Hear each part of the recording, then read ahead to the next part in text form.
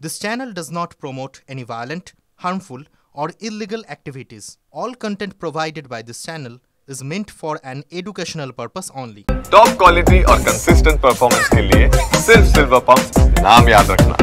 সীমান্ত উত্তেজনা, কূটনৈতিক সমস্যা বা বাণিজ্যিক সম্পর্ক ছিন্নের হুমকি সবকিছুর পরও এখনো ভারতেরই মুখাপেক্ষী হয়ে রয়েছে শাহবাজ শরীফের দেশ।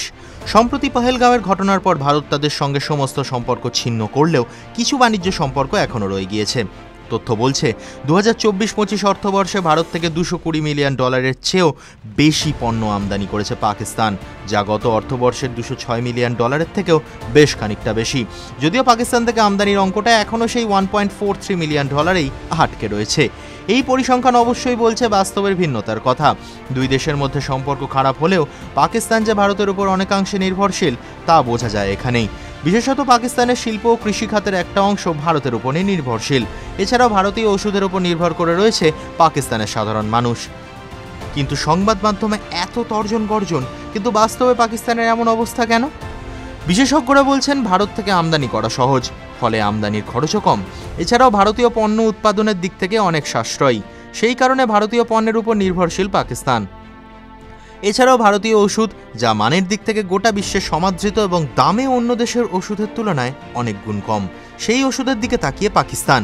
এই মুহূর্তে ভারত পাকিস্তানের বাণিজ্য একতরফা, এটা স্পষ্ট। এই পরিস্থিতিতে পাকিস্তানের অর্থনীতির দুর্বলতাকেই আরও প্রকট করে। TV9 Bangla digital.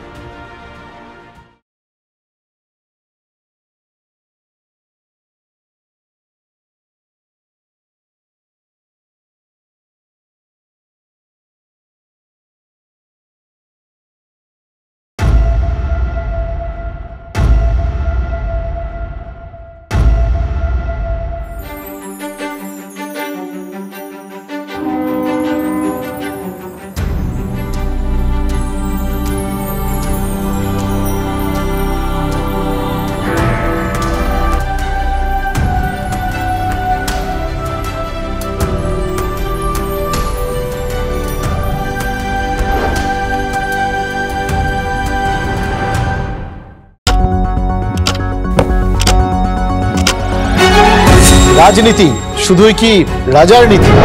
রাজা উজিরের চোখে নয়, আপনার আমার চোখে সমাজের ছবি।